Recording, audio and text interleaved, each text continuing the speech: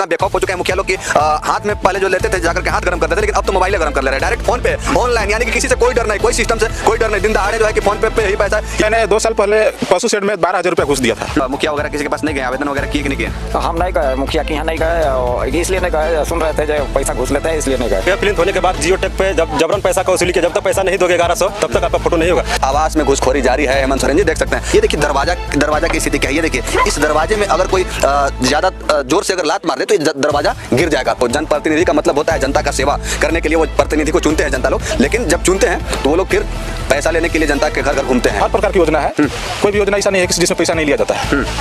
यानी कि बिना पैसा का कोई काम नहीं होता है। क्या आपका नाम हुआ? मुन्ना परैया। मुन्ना जी, सरकार के द्वारा जो आप लोगों के लिए खासकर आवास दिया जाता है और बहुत तरह की योजनाएं दी जाती है, अब तक किन किन योजनाओं का आपको लाभ मिला है? मेरे को अभी पीएम आवास का आया है, लेकिन मिला है कि नहीं मिला है? मिल गया है, बना भी दिए हैं। हाँ, कितना घुस दिए थे? उसमें वही फोटो जो खींचने आते थे तो 200-500। अच्छा, चाचा आपका क्या नाम है?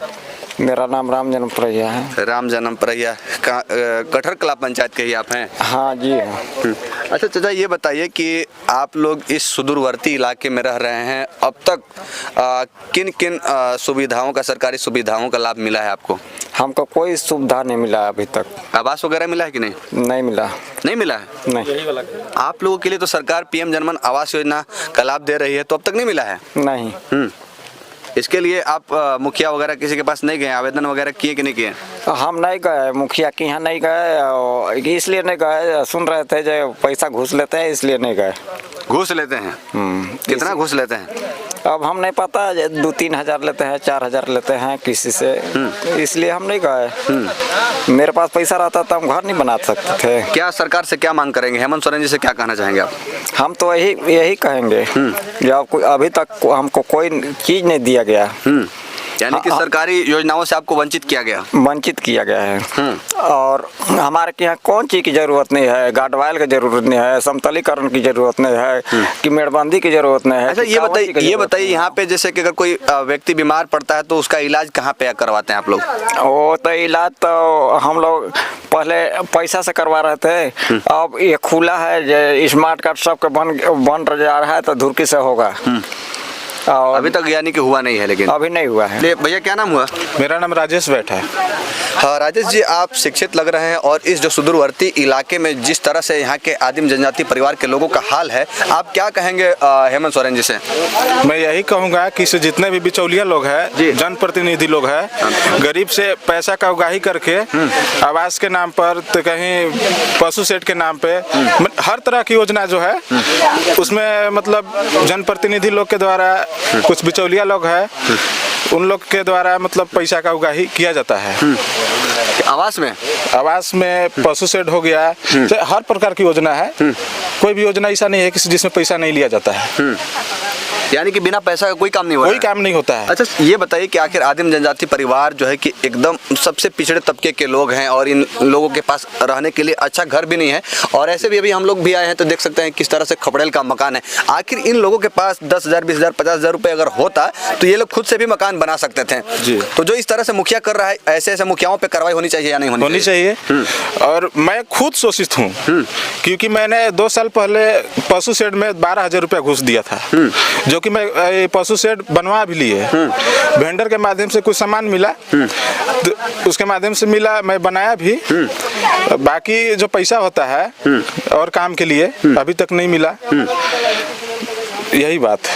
अच्छा, ये बताइए कि अगर मुखिया को कभी कोई आप लोग पैसा वैसा दिए होंगे तो कुछ उसका है? हाँ, प्रूफ है। प्रूफ में जैसे क्या है?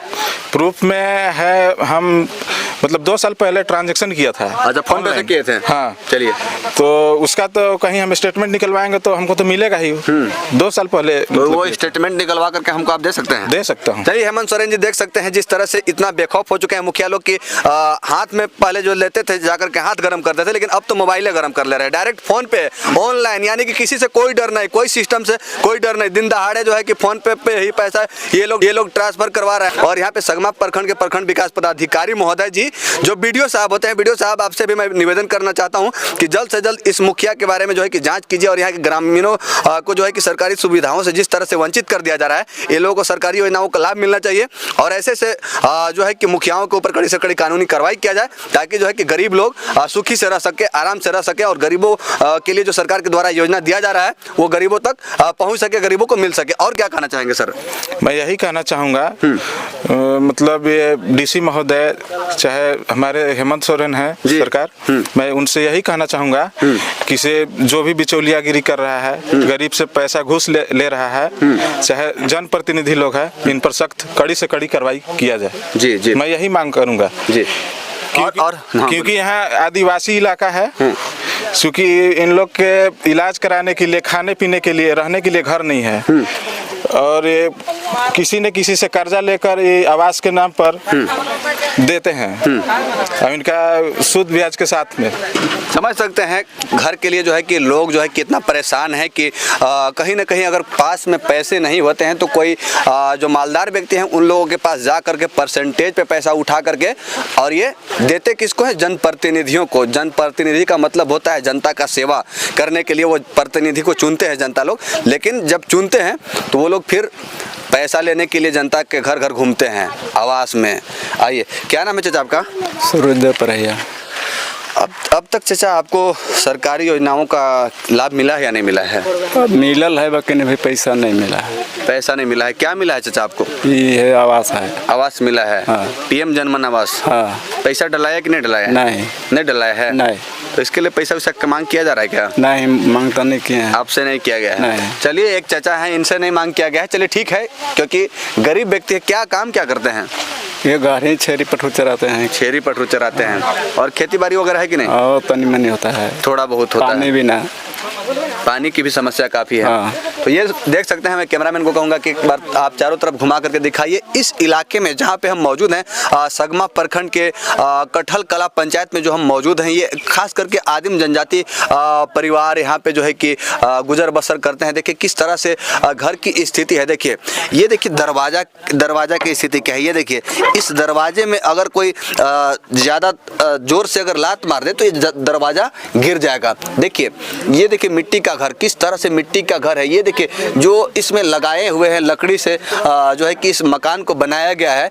अगर भारी बारिश के मौसम में अगर भारी बारिश हो तो कब गिर जाए कोई पता नहीं है, लेकिन आप इन गरीबों को जो है कि मजबूत करने के लिए, गरीबों की समस्याओं को दूर करने के लिए आवास दे रहे हैं, लेकिन इस आवास में घुसखोरी जारी है। हेमंत सोरेन जी देख सकते हैं। क्या नाम है? राजा राम परैया। राजा राम परैया। अच्छा, ये बताइए कि क्या समस्या हो रही है?